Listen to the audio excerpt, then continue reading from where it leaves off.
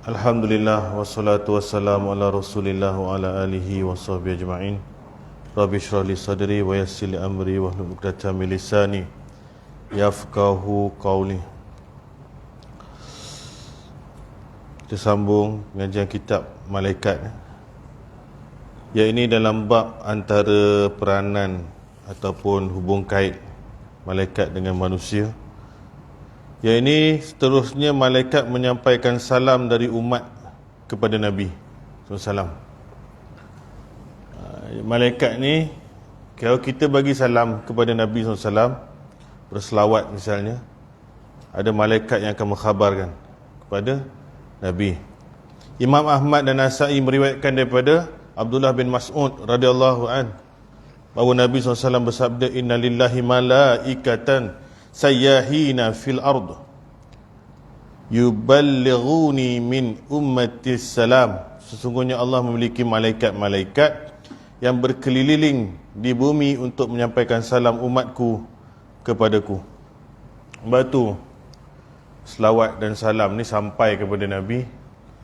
Tak usah kira kita kat mana. Tak ada spesifik tempat yang mana dia mujarab lebih. Sebab itu satu ketika dahulu orang pernah korek tanah nak pergi kubur Nabi. Korek ikut jalan atas tak boleh, pasal dijaga, dikawal. Di zaman cucu Nabi SAW, korek kena tangkap. Dia bukan nak buat apa. Bila ditangkap tanya, kenapa kau nak korek jumpa sampai dekat kubur Nabi ni? Cakap, aku nak selawat, aku nak bagi salam. Engkau salam kat Spain pun sampai ni. Jadi bukan bermakna ada tempat tertentu selawatnya mujarab lebih tak. Kerana ada malaikat yang akan sampaikan salam tu kat mana bumi ini berada. Jadi hadis ni kata dikelilingi bumi, tak kisah atas Everest ke, dalam kapal terbang ke, dalam dasar laut ke, kita selawat, ada malaikat yang akan sampaikan selawat itu. Pengajaran dia satu, tugas malaikat. Nombor dua, kesampaiannya selawat itu tidak kira di mana bumi ni kita berada. Jadi kalau di Mekah, ya, Masjidil Haram, Masjidil Nabawi, itu Masjidil Aqsa ada barakahnya, kelebihan beribadat secara umum, semua ibadat. Berselawat pun okeylah dalam tu, berganda-ganda lah. Sama dengan 10 hari awal Zulhijjah dulu. Tidak ada amalan melainkan yang paling dicintai oleh Allah Ta'ala selain daripada 10 malam di awal Zulhijjah. Dia tempat itu barakat. Tapi selawat kita ni kat mana pun dia jadi. Agak kurang sesuai kalau kita nak berselawat, mesti kena buat program tertentu. Kalau tak ada program tertentu, tak jadi selawat. Tak boleh juga. Katalah selawat itu afdalnya hari Jumaat, maka seluruh hari Jumaat.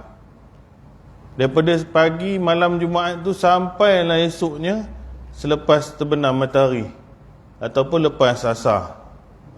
Selawat lah, Allahumma salli ala Muhammad. Berapa bentuk selawat ada? Banyak. Allahumma salli ala Muhammad boleh. Allahumma salli ala Sayyidina Muhammad wa ala ali Muhammad boleh. Selawat yang baik Ibrahimiyah, yang macam kita baca tahiyat akhir tu, panjanglah sikit. Apa saja selawat, dia memberi manfaat, memberi ganjaran dan sampai kepada Nabi Muhammad SAW, insya-Allah. Bila kita buat seorang-seorang, sifat selawat ni ramai ke seorang? Siapa ya? Ramai ke seorang? Ada ibadat ramai, ada ibadat seorang. Taklah dikatakan larang buat ramai-ramai, tapi jangan mesti kena tunggu ramai. Tahiyatul masjid buat ramai ke seorang? Cuba buat jemaah, salah tak? Tak salah? Kejap lagi kita buat qabliyah ba'diyah jemaah je. Lepas habis je iqamat untuk sembahyang isyak, kita iqamat untuk ba'diyah pula isyak. Rasa okey ke tak? Ada umum hadis, solat jemaah itu 27 kali ganda lebih baik. Ada hadis umum. Nabi pula tak ada pernah hadis larang pula. Solat ba'diyah beramai-ramai ada hadis larang? Tak ada. Boleh buat tak boleh buat? Ni soalan ni. Dapat jawapan boleh belanja. Tak ada.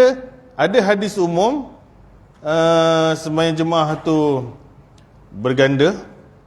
Tak ada hadis larangan qabliyah ba'diyah tahiyatul masjid untuk Nabi larang buat jemaah. Sekarang nak tanya boleh tak boleh? Dia kena uji minda. Jawapan dia tak boleh. Betul? Pasal apa tak boleh? Dia mesti ada jawapan. Pasal Nabi tak buat macam tu. Itu dia kunci dia. Jadi walaupun tak ada apa-apa, kita tengok Nabi 23 tahun berdakwah, dia tak pernah buat tahiyatul masjid jemaah. Tak ada pernah disuruh Bilal pergi qomat Sat. Lamalah, jarang buat tahiyatul masjid jemaah ni, kita buat sekali. Andai kata ada sekali dia pernah buat, maka sunat bagi kita buat macam tu. Sebab tu semua sembahyang fardu boleh jemaah. Apa sembahyang fardu? Termasuk jenazah, boleh jemaah. Jumaat boleh jemaah. Semua solat fardu boleh jemaah. Solat sunat bukan semua. Solat sunat bukan semua. Ada solat sendiri, ada solat jemaah. Tarawih boleh jemaah ke tak? Boleh. Aidilfitri, Aidil Adha boleh. Apa lagi? Gerhana bulan, gerhana matahari boleh. Minta hujan boleh. Solat lepas azan tak boleh. Kat sini isu orang tanya, solat hajat boleh ramai ke tak boleh ramai? Nak boleh kena bagi tahu kenapa boleh, tak boleh kena bagi tahu kenapa tak boleh. To be continue nanti. Biar dia tertanya-tanya sikit. Bukan, tuan-tuan tu kena buat homework lah. Kan kalau sembahyang hajat kadang-kadang kita buat ramai kan. Seorang-seorang pun kita buat kan. Nak tahu jawapan, kenapa ramai boleh, kenapa seorang pun boleh. Bulan depan, siapa dapat jawab, insya-Allah saya janji saya bagi hadiah. Tuan-tuan asyik dengar saya cakap je letih lah. Okey, selawat sama. Jarang ada praktikal Nabi buat program selawat. Sahabat-sahabat semua selawat sendiri.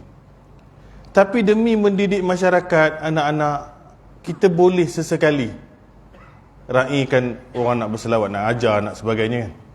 Tapi kita jangan pula tunggu mesti ada macam tu baru kita selawat. Jadi manusia selalu selawat bila? Lepas salam payang kan. Sallallahu ala Muhammad itu Maulidur Rasul. Tunggu program Cinta Nabi apa kena konsert lebih kurang. Lain tak selawat dah. Pasal dia tak biasa selawat sendiri. Subhanallah, Alhamdulillah, Allahu Akbar boleh sendiri.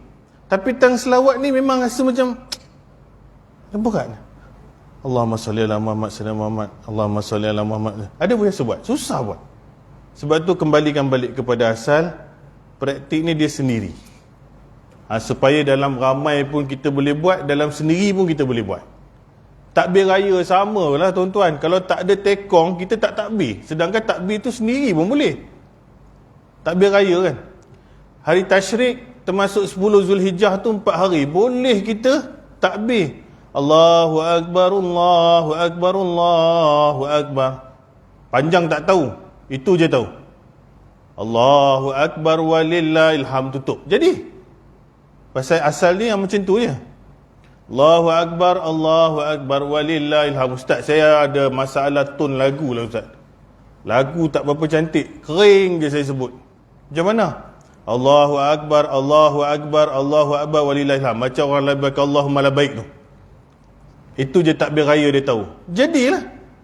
Jadi yang panjang tu kalau pandai buat lah. Bawa kertas tengok. Itu yang saya cakap kat ceramah ada satu tempat tu. Kalau dia tak berapa pandai, dia takut nak buat pasal skrip tu panjang. Jadi lepas sembahyang asar kat rumah tak buat, lepas sembahyang zuhur tak buat. Sedangkan raya tu sepanjang masa kita boleh takbir raya. Jadi tak biasa pasal tak tunggu jemaah buat. Jadi amalan yang sendiri-sendiri ni dah tak buat dah. Kadang-kadang buat jadi salah pasal nak apa yang panjang tu, menggigil-gigil pegang kertas tu. Kalau dapat mic tu. Hafal semalam tak tidur, hari ni nak pegang mic kat depan ni. Pasal kalau tidak Imam Bilal tak boleh jadilah. 10 tahun aku jadi jemaah sahih pertama, tahun ni aku mesti mau pegang mic tu. Faham tak saya cakap ni? Takbir lepas raya, masa nak raya tu. Tu, nak rasa lah pakai baju cantik dah. Keris pun ada. Semangat mak gilau. Pegang macam ni. Allahu Akbar, Allahu Akbar, Allahu Akbar. Gigil. La ilaha illallah, Allahu Akbar, Allahu Akbar walillahil hamd. Okey. Masuk yang panjang. Allahu Akbar kabira walhamdulillahi katsira. Wajjahtu wajhiya lillazi fatara as-samawati wal ardh hanifa muslima wa anal minal musyrikin. Habis dia balun. Inna salati wa nusuki wa mahyaya wa mamati lillahi rabbil alamin. La syarika lahu wa bizalika umirtu ana minal muslimin. Habis lah. Allahu Akbar walillahil hamd. Berguling-guling orang kat belakang. Takbir pergi iftitah. Buat biasa, kena biasa buat sendiri. Kena biasa buat sendiri. Dalam TV pun banyak tunjuk ramai-ramai juga. Jadi dia tak biasa ibadat dia sendiri. Sedangkan disaran sendiri ni. Itu bab selawat. Mana duduk kita? Nabi kata malaikat akan ambil, bawa hantar kat dia. Sampai. Baik. Dalam Al-Mu'jamul Kabir karya At-Tabrani disebutkan sebuah hadis dengan sanad hasan daripada Ammar bin Yasir. Nabi SAW bersabda, sesungguhnya Allah memiliki malaikat yang diberikan kemampuan mendengarkan para hamba seluruh makhluk. Tidak seorang pun berselawat kepadaku, melainkan malaikat tersebut akan menyampaikannya kepadaku. Dengar. Tak ada seorang pun yang berselawat kepadaku, melainkan malaikat tersebut akan sampaikannya kepadaku. Jangan tanya malaikat tu naik apa, dia berapa ramai, dia adalah. Dan aku memohon kepada Rabbku bahawa tidaklah seorang hamba berselawat 1 kali kepadaku, melainkan Allah akan berselawat 10 kali kepadanya. Dan Nabi cakap, dia minta doa kat Tuhan, yakni Allah, siapa yang selawat kat dia sekali, Allah akan balas 10 kali. Dan bila orang sebut nama Nabi ni, sebenarnya satu kewajipan kita untuk jawab salam tu sebenarnya. Kerana doa ni diaminkan oleh Nabi SAW ketika naik mimbar. Doa ni dipanggil doa Jibril, tapi Nabi amin. 3 step Nabi SAW ni ada mimbar. Mimbar dia ada 3 tangga, 3 anak tangga. Antara tangga-tangga ni setiap dia naik, dia pernah di doa oleh malaikat Jibril, Nabi stop, Nabi amin. Naik 1 tangga, Nabi stop, Nabi amin. Apa doanya? Celakalah orang ataupun rugilah orang yang ketika ibu bapa dia masih hidup tak membuatkan dia masuk syurga. Dia tak berbakti kepada ibu bapa dia ketika ibu bapa dia masih hidup, dia pun hidup lagi. Amin, kata Nabi. Jibril yang baca doa tu. Celaka dan rugi jugalah orang yang masuk Ramadan tapi dosanya tak terampun. Rugi juga, amin juga kata Nabi. Dan celaka dan rugi juga orang yang apabila disebut nama engkau, dia tak selawat balik. Amin juga Nabi cakap. Sebab tu kalau ulama dulu bab bila dengar sallallahu alaihi wasallam, dia pun sallallahu alaihi wasallam. Sallallahu alaihi wasallam. Walaupun perlahan tak apa. Dan Allah akan balas selawat dan salam kita ni. Allah akan berselawat balik kepada kita 10 kali. Ni yang susah nak faham. Apa maksud? Takkan Allah selawat kat kita pula? Maksud Allah berselawat kat kita inilah rahmat Allah dan pahala yang Allah berikan kepada kita yang berselawat ni, 1 dibalas 10 kali ganda. Tu dia. Maksud Allah berselawat. Siapa yang selawat kepada Nabi, tak kira mana bumi kita duduk, akan sampai pada Rasul SAW dan akan dibalas oleh Allah Ta'ala 10 selawat kepada kita, iaitu rahmat dan pengampunan dan pahala, insya-Allah. Jadi itu yang sebenarnya purely praktikal selawat ni. Kalau kita duduk sorang-sorang, pasal niat betul-betul, tak lain tak bukan mesti nak selawat. Kalau ada benda lain, kadang-kadang niat kita boleh ke lain. Kata contoh kita selawat masa nak tunggu pengantin kan. Nampak? Selawat juga. Apa pengantin 1.5 tak datang lagi ni. Orang naik kompang ni dah berpeluh-peluh ni. Sejam lebih tunggu, kata 12.5. Basah habis lenjun ni. Mula-mula temperature dia naik 200. Lama-lama 250, nyaris nak kena stroke je. Tekong kompang ni. Mana hantu punya pengantin. Datang. Cepat. Dia berkata, cepat panas ni. Sallallahu ala Muhammad. Sallallahu. Dapat pahala tu. Dengan geram cukup. Dengan tengok ampau 400.5 bolehlah buat panjang sikit. Kadang-kadang niat kita, bukan saya cakap tak bagus. Dia encouragement lah. Tak apalah. Tapi yang bagus amalan ni yang orang tak nampak. Pasal bila tak nampak, pasti kita buat lillahi ta'ala. Bila nampak, selalunya mesti hati tu dia sikit nak ke lain. Kat situlah keikhlasan kita terpesong sikit. Kadang-kadang dengan isteri sendiri pun kita boleh ada sikit riak. Jangan main-main. Syaitan. Walaupun isteri kita dah berpuluh tahun kita kahwin dengan dia, kata, kita semayang malam hari ni, tengok bini aku tengok aku macam bagus sikit hari ni. Ada juga, dia boleh tarik juga. Tapi kalau selalu buat tak ada masalah lah. Itu pun yang selalu tengok kita beribadat. Bayang orang lain. Bayang ada mikrofon. Bayang ada envelope. Sebab itu selawat, ibadat apa-apa pun, cuba implement sendiri. Solat hajat ramai-ramai, ada galakan nak buat, ya. Tapi jangan sendiri tak buat. Kadang-kadang bapak ada, ustaz, tolong ustaz ni, anak saya nak pergi overseas ni tu ustaz. Tengok bagi dia selamat sikit, tengok. Dia suruh saya doa. Dia suruh saya sembahyang hajat. Dia bapak ni. Tu sebenarnya. Kita nak cakap macam mana kat dia? Cakap bapak lah buat. Ustaz tak guna punya ustaz. Tak ada nilai-nilai moral langsung. Tak ada menyantuni masyarakat langsung. Kita pun, yalah, baiklah. Rap dalam poket RM50. Ustaz ni. Oh, yalah, doa. Apa nama anak ni? Mula-mula okey dah. Ni ustaz ambil. Tebal tengok. Tebal boleh panjang sikit lah. Kita buat. Nampak? Ini berlaku. Saya duduk masjid kan. Kejap tuan-tuan, lama dah. Saya tak nak cerita tempat mana lah macam ni. Saya tak cakap kat sini, Pasir Dua Butir. Pasir Dua Butir ni dia special sikit. Ada satu hari, kan kita malam Jumaat dia buat tahlil. Tahlil ni sebenarnya, bukan sini, imam ni pakat tolak belaka. Nak baca Yasin, jenuh kan. Ya, nak tunggu maghrib tu, sampai isyak balik tak habis lagi. Kalau yang jenis baca buku tahlil tu sampai muka surat belakang tu, jenuh lah. Yang ikut SOP betul tu. Sampai lagi seminit nak azan baru habis tahlil.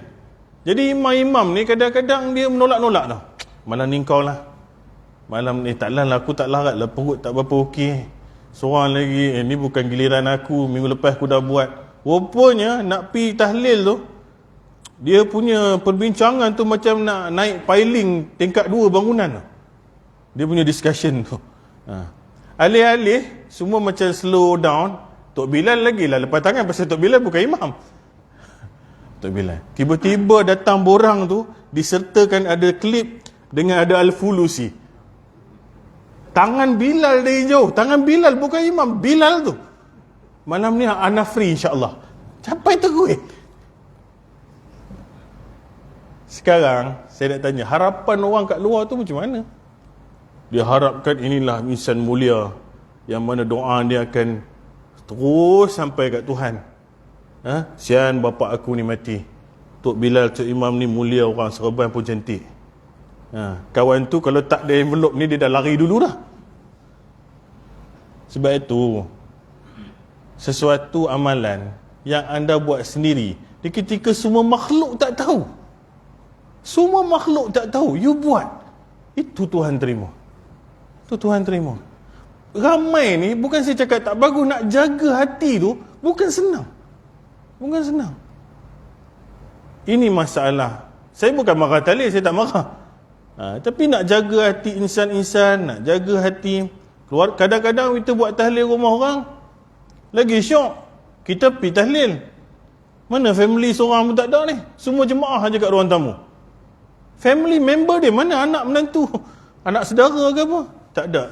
Yang anak saudara lelaki, anak dia semua duduk luar isap rokok, tunggu parking. Kan parking depan rumah penuh, nak jaga parking lah. Yang perempuan duduk kat dapur, kecil-kecil mihun goreng. Yang kecil-kecil duduk dalam main game bilik. Dah sekarang ni, siapa mati ni? Kita pun doa duk tengok shilling dia. Lawa plastik shilling ni. Rumah aku kalau buat macam ni okey, pasal taman sama. Mana dia buat ni? Lepas tu masuk lagi, wal Qur'anil Hakim innaka laminal mursalina ala siratim mustaqim. Lawa-lawa anak dia ni, gambar konvo. Gambar konvo, ramai lah. Ada doktor seorang anak dia ni. Mana satu ni tak ada nampak pun. Comel juga ni.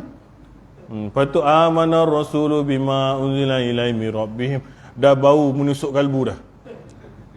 Mihun goreng pun dah datang depan lah. Bau dia. Bau dia. Dulu-dulu macam mana? Kita duduk kat poho, envelope sampai. Dulu. Betul tak? Sampai. Ustaz envelope lain lah. Ustaz jangan harap sama. Lain. Baru kemas sikit. Kuat sikit baca tu. Ada jemaah yang tak berapa pandai ngaji. Mula macam Piramli tu. Muka surat berapa dah? Muka surat pun lain. Apa yang kita buat ni tuan-tuan? Mana anak menantu? Yang mana doa anak ni lah yang diperlukan. Nah, saya bukan masalah kita. Kita datang, kita raih apa-apa pun. Tapi manusia selalu mengharapkan kumpulan untuk buat sesuatu ibadat. Sedangkan bila berkumpulan ni banyak masalah dia kadang-kadang. Nah, tengok pula ingat mihun, kari pap je keluar. Teh, gula pun tak berapa ada. Jeling pula sampul RM2 je. Ambil lah. Malam esok tak datang dah. 3 orang je datang. Ni nampak? Praktik dululah. Dekat 2 butir. Keramat okey. Keramat haji okey. Kalau dia jadi tekong lagi okey. Buat sendiri selain daripada kita berkumpulan.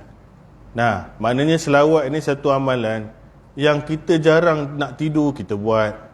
Nabi cakap antara lepas azan dengan iqamat ada selawat boleh. Lepas ambil wuduk boleh selawat.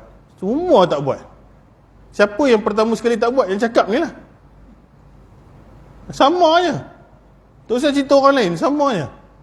Jadi pasal kita nak tunggu program, tunggu hari tertentu baru kita nak buat. Tak boleh macam tu tuan-tuan. Malaikat datang panggil kita esok, dia tak tunggu bila dah. Jadi buatlah kerana Allah Ta'ala beri rahmat dan pahala. Satu selawat kepada Nabi sampai kat Nabi, Nabi doa kat Allah Ta'ala bagi dia. Allah Ta'ala bagi dia 10 rahmat dan pahala. Dah, sampai situ dulu. Seterusnya, malaikat memberi khabar gembira kepada kaum mukminin. Antara kerjanya, dia boleh bagi tahu news, good news. Tadi dia sampaikan selawat Nabi. Orang selawat seorang-seorang ke ramai ke, dia datang, dia sampaikan kat Nabi. Ya Rasulullah, hari ni Haji Jo, dia selawat lah ada. Nabi tahu. Cara dia sampaikan saya tak tahulah, tapi sampailah. Sampai. Nak sampai tak sampai tu, ikhlas balik. Kalau disebabkan oleh tadi-tadi tu, belum tentu sampai. Belum tentu sampai. Sebab tu ada sahabat Nabi nak bang dulu. Bang tu tahu apa? Azan lah. Orang utara kan panggil bang kan. Bukan bang, abang tu. Bang ni azan. Kawan Nabi ni sibuk. Dia memang suara dia memang cantik punya karaoke lah. Nabi tak bagi. Dia dah teringin sangat. Duk bagi Bilal juga azan. Bilal ni bukanlah suara taranum sedap, tapi dia kuat lah dan boleh jelas lah dia punya azan tu. Sebab itu yang mimpi azan, Abdullah bin Zaid ke siapa, dan Abu Bakar As-Siddiq. Bukan mereka yang azan. Sebab tu Nabi SAW berbincang macam mana nak cipta panggilan kepada umat Islam solat. Agama lain ada loceng, ada agama lain ada tiup trompet. Dia orang nak tiru. Nabi cakap tak boleh, tu agama orang lain, jangan sama. Tengok orang dah pakai loceng kan. loceng, dia pakai trompet. Alih-alih seorang sahabat cakap, aku mimpi macam ni berapa kali. Ini lafaz dalam aku mimpi. Abu Bakar pun endorse juga mimpi tu. Jadi Nabi cakap, pergi ajar Bilal. Suruh Bilal laungkan ni ketika nak panggil kita solat. Dua yang mimpi ni pun tak dapat can. Bukan tak bagus. Dia bagi Bilal. Bilal dah azan-azan, kawan ni duk kecek Bilal, tolonglah bagi aku satu round ni. Teringin lah. Dia orang dulu teringin nak azan. Orang sekarang kalau Tok Bilal tak datang, ni je. Mana-mana hampirlah azan. Takkan azan bahasa Jerman tak tahu. Bukan sini juga tau. Kalau Tok Bilal tak datang, tak sakit apa kan. Dia pun tengok tek. Dia duduk libang lebu, orang Perak kata libang keluh kesah.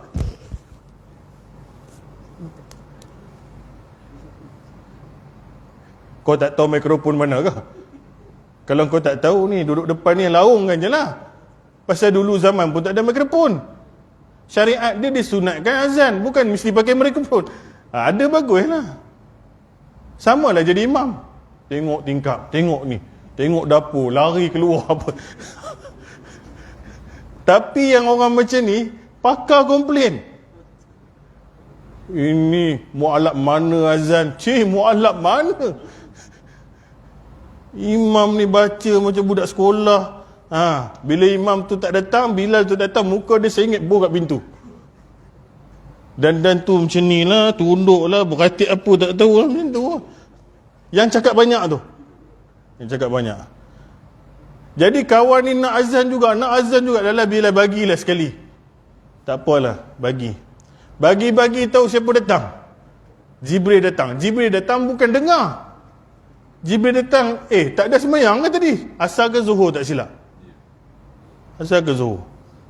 Nabi cakap, ada semayang, ada azan. Azannya tak sampai ke langit. Tak sampai. Kami tak dengar azan.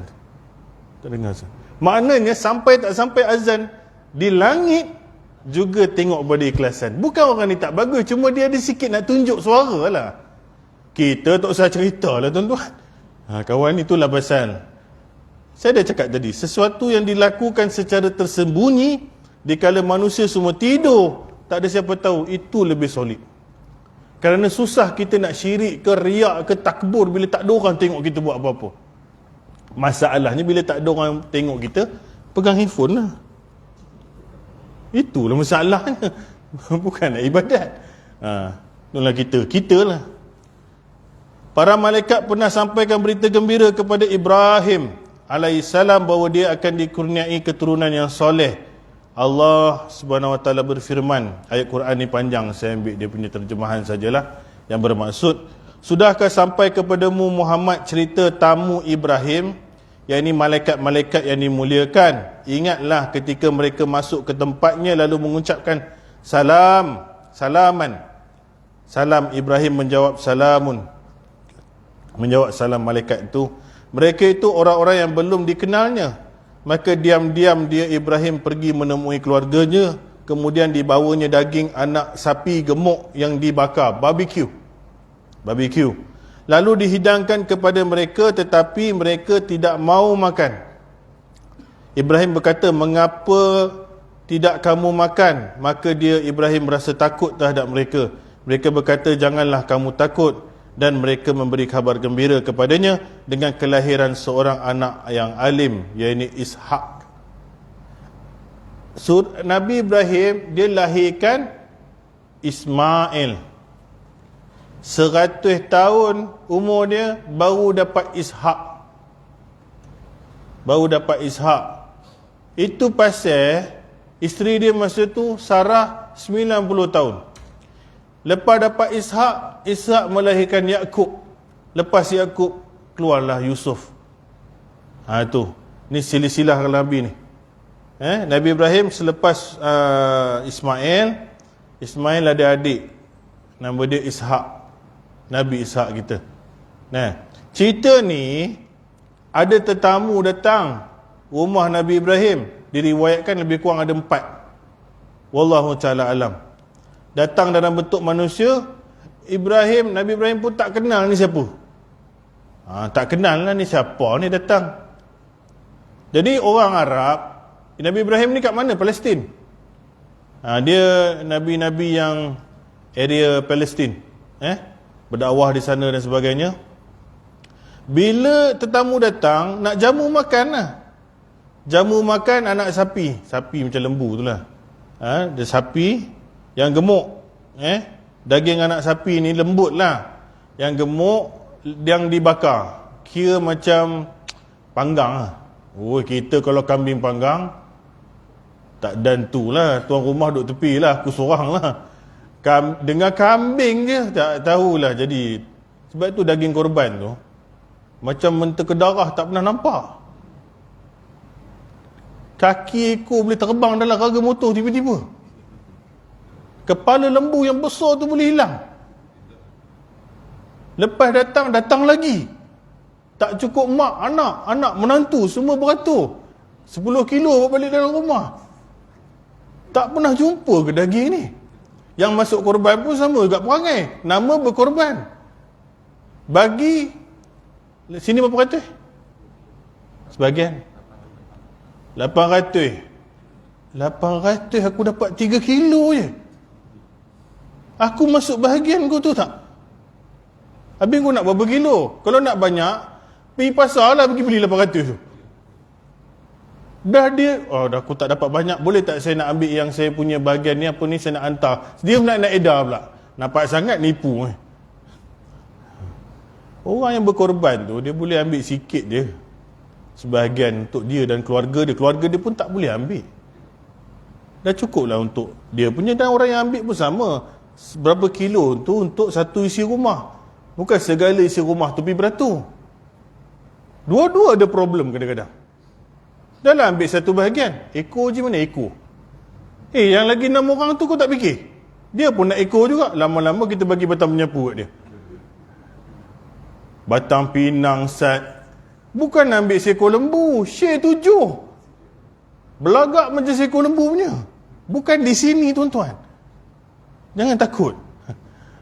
Takut. Tak ada, masalah sini memang okey punya. 10 ekor sini kan? Kau bawa satu kan? Okey. Part lain bergaduh-gaduh macam tak pernah jumpa. Jadi Nabi Ibrahim tengok duk hidang lembu sapi bakar ni, fabulous, marvelous punya lauk. Ini orang tak makan-makan, tengok pun buat tak tahu, tegak.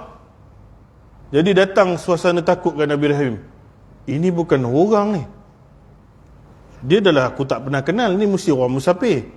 Datang-datang aku letak daging buat dono. Lagi datang tu Allah Ta'ala cakap apa? Datang ketakutan di dalam jiwa hati Nabi Ibrahim. Maka mereka berkata jangan takut.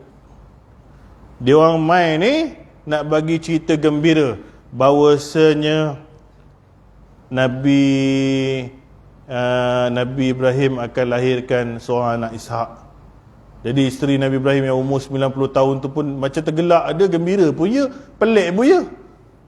Umur 90 tahun dah kira menopause habis dah. Tapi boleh beranak lagi. Happy, pelik pun pelik, macam-macam ada dalam kepala dia. Itulah cerita peristiwa kelahiran Nabi Ishak.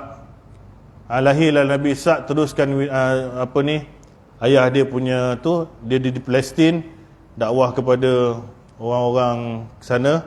Lahir pula Yakub, di keturunan Yakub munculnya orang Yahudi. Sejarah orang Yahudi tu didatangi pada zaman Nabi Yakub, cucu Nabi Ibrahim. Cerita sirah ni seronok tuan-tuan. Dia ada cerita yang macam-macam. Baik, kat sini konten ni, ayat Quran ni nak cerita, surah Az-Zariyat ni, bahawasanya malaikat boleh bagi news, kabar gembira. Kalau kat kita tak tahulah. Semayang tahajud kat sini datang seorang Haji punya haji tu hari mabrul lah. Kita pun siapa dia ni kan? Tengok-tengok sekali orang pun tak kenal, dia terbang je. Ni malaikat lah kot. Okey lah tu, bergembira. Dia boleh jadilah. Tapi kita hari ni duk main-main benda macam ni, jangan semua ingat malaikat pula, setan boleh jadi kak. Macam-macam ajaran pelik-pelik main. Ini dah masuk ke masjid pula. Bukan sini ya. Ada batiniah tertentu yang mengajar ilmu-ilmu tertentu untuk adanya penunduk, untuk adanya kasyaf, boleh ada kebatinan yang kuat-kuat sikit ni lah. Dulu dah ada lah tuan-tuan kat kampung-kampung. Orang-orang tua dulu memanglah, kita tak salahkan lah dia orang dengan ilmu dia orang, cara dia orang, takat mana dia orang tahu. Hari ni dihidupkan balik benda ni dan dilalui jalan-jalan sebahagian. Dia katalah NGO, dia katalah pertubuhan silat misalnya. Bukanlah semua, ada dia pakai tu, tapi dia bukan nak mengajar benda tu. Yang batin ni dia aja. Dia ada masuk di surau-surau dan sebagainya lah. Masjid, jaga-jagalah kalau ada cium-cium bau macam ni, kita buat roadblock siap-siap, supaya orang nanti tak jadi pelik nanti. Kan cakap seorang dia masalah. Pasal dia orang confuse antara mukjizat, karamah dengan sihir. Benda ni macam sama tapi dia berbeza. Karamah, mukjizat dengan sihir. Orang ingat ni semua karamah Allah Ta'ala bagi. Pasal dia punya metod pakai Quran dengan zikir. Sebab tu dia tak tahu ini benda apa. Kalau syaitan mari, takkan syaitan bagi pakai Quran. Manipulation lah, terpedaya. Ni amal baru. Dulu syaitan kalau nak buat sihir, dia kena pergi busut, bakar yang kampung warna hitam. Dah tak jalan dah, susah nak cari ayam tu pun. Busut pun tak ada dah. Jadi nak kena tukar, dia punya program kena tukar. Jadi dia kena tukar dengan apa orang suka. Dia bagi dia zikir lah, berapa ribu kali ke apa ke, sama.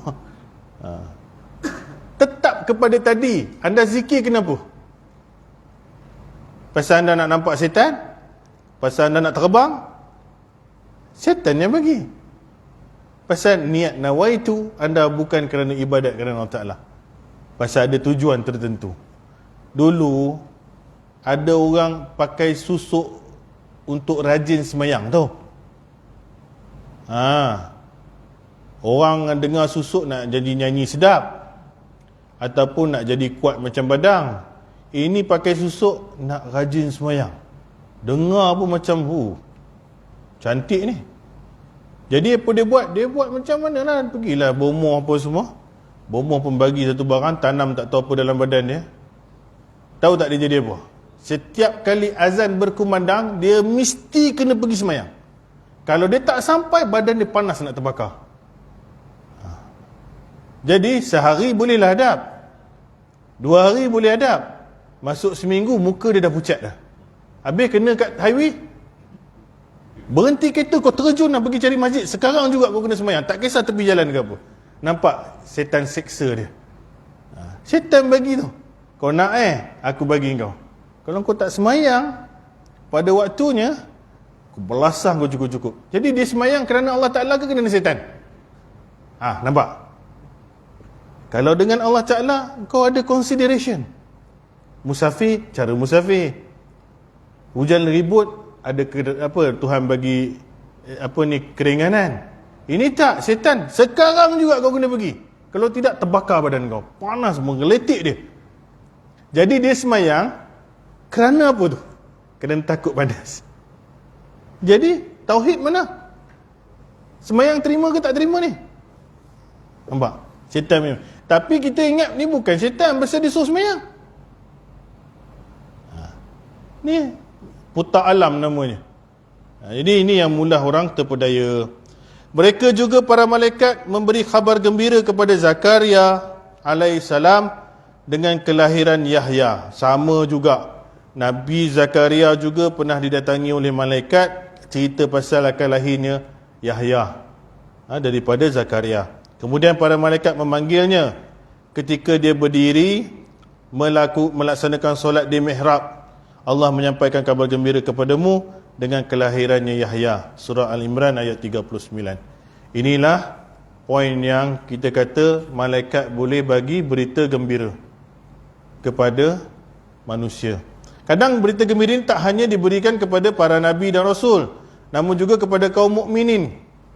Disebutkan dalam Sahih Muslim daripada Abu Hurairah, Nabi SAW beliau bersabda, ada seorang laki-laki mengunjungi saudaranya di desa lain. Allah SWT lalu memerintahkan salah satu malaikat untuk menemuinya di perjalanan. Ada seorang lelaki ni dia bermusafir, dia jalan nak jumpa saudara dia. Jadi Allah Ta'ala kirim satu malaikat pergi jumpa dia. Pergi jumpa dia. Ini dalam bentuk orang lah. Kalau datang dalam bentuk malaikat, cabut lah. Ya ke cabut Ustaz? Tengok ketika malaikat Jibril jumpa Nabi kali kedua, nampak? Nabi cakap, aku jumpa satu makhluk yang dulu aku jumpa kat Gua Hira tu. Kali ni dia duduk antara langit dengan bumi. Duduk tengah-tengah langit tu. Nabi pun cabut, menggigil-gigil, selimut. Turun ayat, ya ayyuhal mudassir, wahai orang berselimut, kum fa'anzir, wa rabbuka fakabbir. Bangun, keluar, sebarkan agama dan sebagainya. Menggigil Nabi tengok Jibril. Kalaulah kawan ni Tuhan kirim malaikat dengan sayap-sayap tu, pengsan kat situ juga. Bukan kata tak cantik. Kecantikan pun kita boleh takut pun ya. Baik. Allah perintahkan jumpa kawan ni yang tengah musafir nak pergi jumpa saudara dia. Setelah menemuinya, malaikat bertanya, ke mana kau nak pergi ni? Orang itu menjawab, aku ingin menemui saudaraku di desa ini.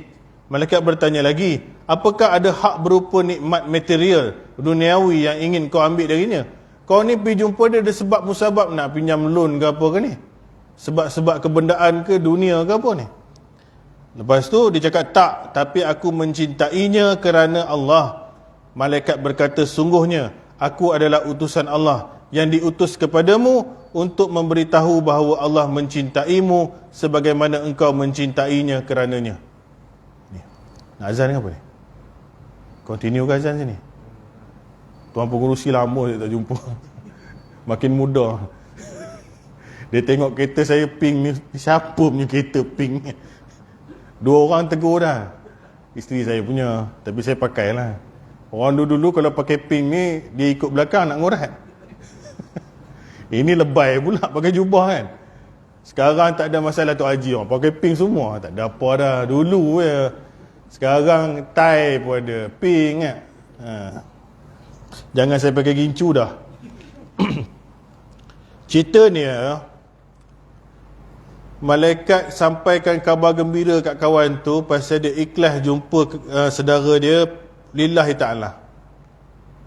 Jadi dia cakap, aku ni utusan Tuhan yang diutus kepada engkau untuk bagi tahu bahawa Allah sayang engkau, cinta engkau sebagaimana engkau mencintai saudara engkau kerana Allah Ta'ala. Kat sinilah tengok nampak, bila you buat benda sorang-sorang bukan kerana apa-apa, maka kat situ ada kabar gembira untuk kita. Tinggal lagi malaikat tak datang lah. Tapi dengan cerita ini, hadis ni, maka jelaslah bahawasanya kalau kita jumpa saudara kita tanpa dia niat apa-apa lain, melainkan silaturahim semata-mata, maka Allah Ta'ala pun sayang kita juga. Bagaimana kita sayang kawan tu. Biasa kita raya, kita kan berkunjung-kunjung, tak ada niat lain pun, kadang-kadang keluar duit lagi. Balik kampung bukan sikit duit, pasal kita mesti kena keluar duit. Kita tak adanya dapat duit kalau balik kampung. Belum kira anak saudara, cucu dengan ampau lagi. Memang kena pau lah. Angpau dia dapat, pau kita kena. Pau kita kena. Tapi tak ada lain, melainkan kita nak jumpa dia orang lah, silaturahim, rindu dia orang, sayang dia orang. Allah Ta'ala suka benda ni dan cinta kita. Tapi kita tak boleh upah orang untuk datang. Lepas tu dulu-dulu lah kita dengar orang jemput orang meninggal semayang jenazah tu. Dulu-dulu semayang jenazah pun bahaya tuan-tuan.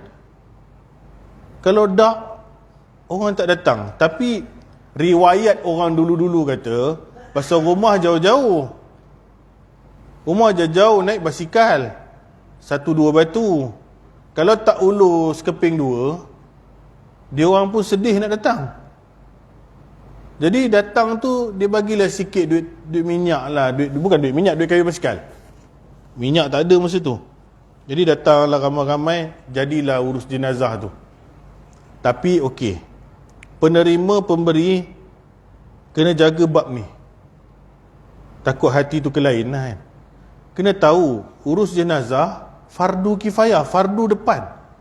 Suka tak suka, ada duit tak ada duit, jenazah mesti kena urus.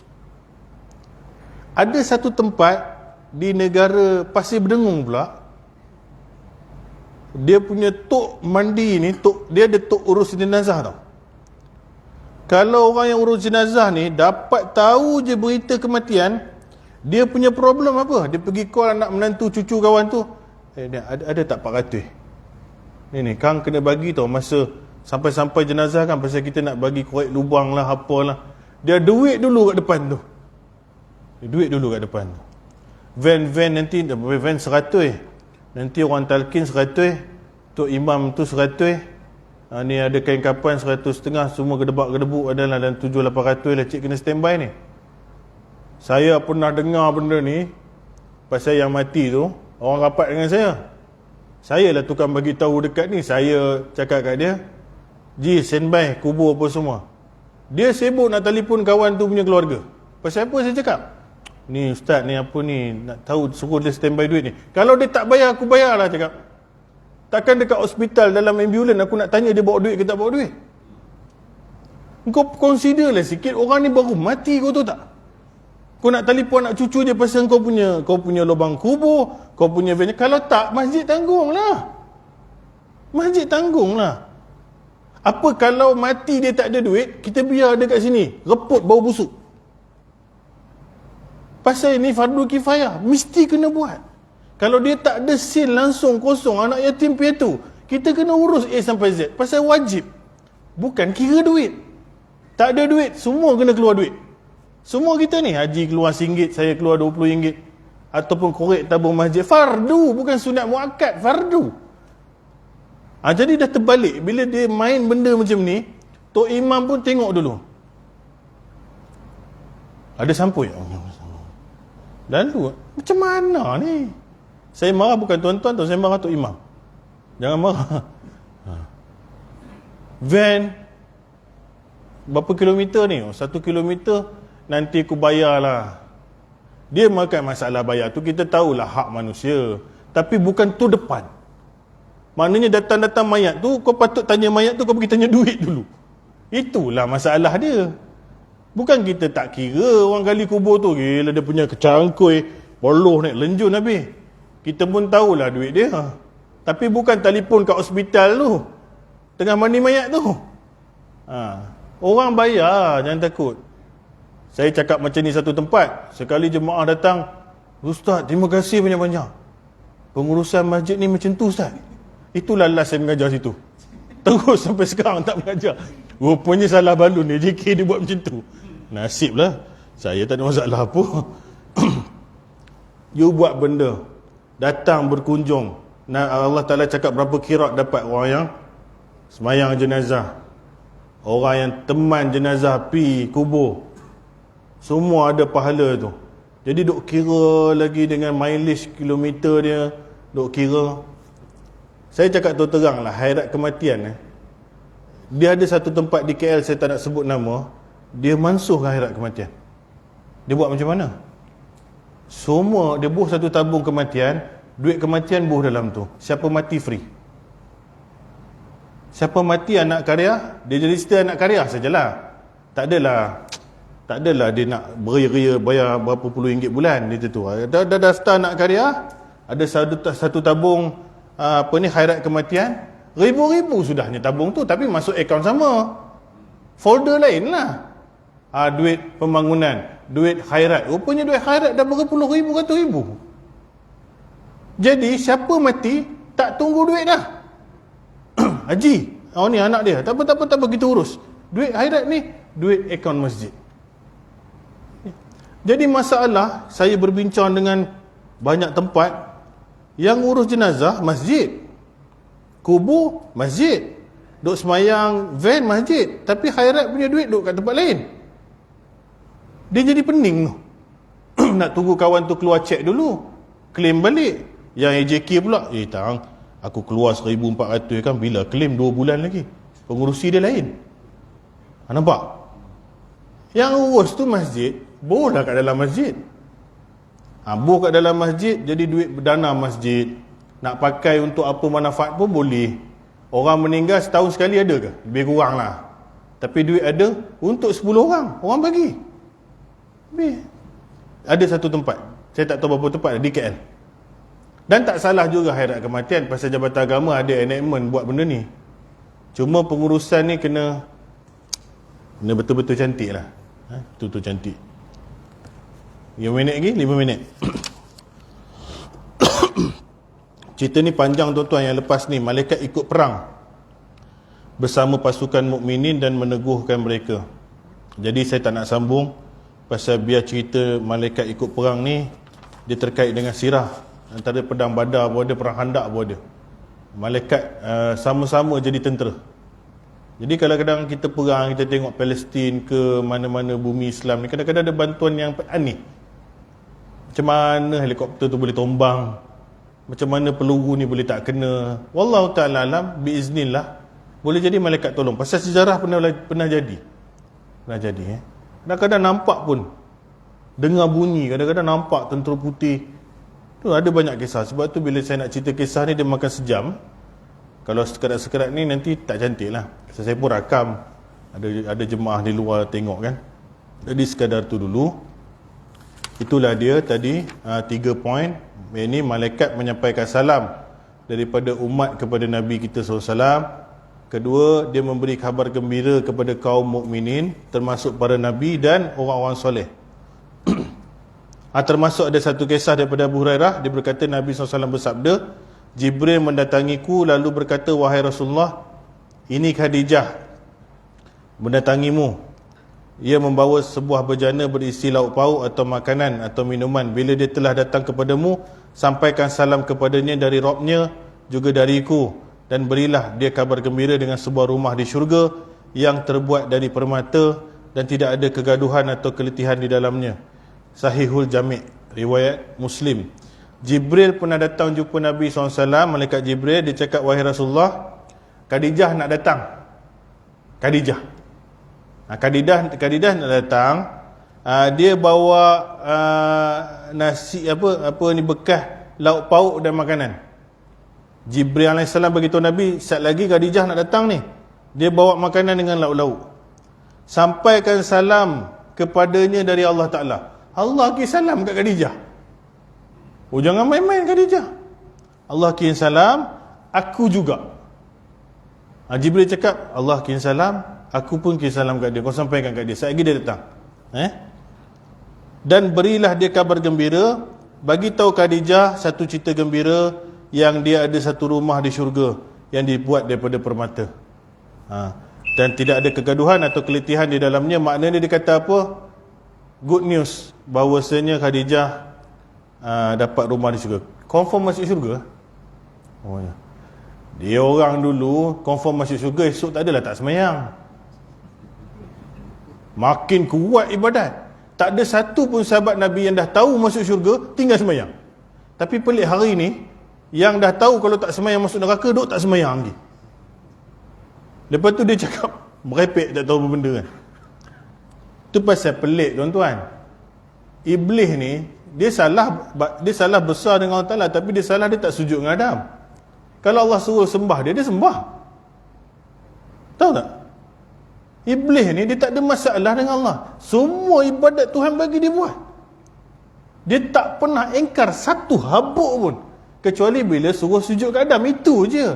Kita sambunglah. Kita disuruh sujud kepada Allah, kita tak. Macam mana nak Iblis tengok ni? Alignment duduk kat mana ni? Jadi jaga-jagalah. Iblis pun kan tengok kita. Aku dulu pasal Adam aku tak nak sujud, kau Tuhan pun kau tak sembah. Hari ni lagi duk kutuk macam-macam Yang kutuk tu pula muka macam Melayu kita ni. Tu tak tahulah, Allah Ta'ala alam. Moga adalah tindakan yang diambil. Subhanakallah bihamdika asyhadu an la ilaha illa anta astaghfiruka wa atubu ilaik. Wabillahi taufiq wal hidayah. Assalamualaikum warahmatullahi wabarakatuh.